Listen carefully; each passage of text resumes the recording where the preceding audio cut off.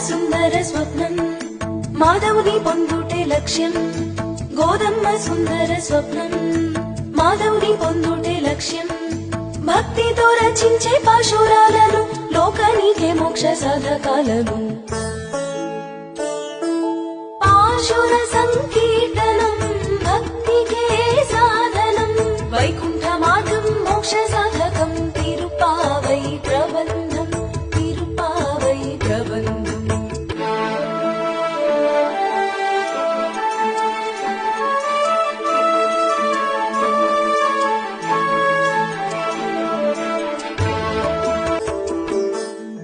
భగవత్ స్వరూప గురువులాళ్వారులు మహాలక్ష్మి రూపమే శ్రీ ఆండాళు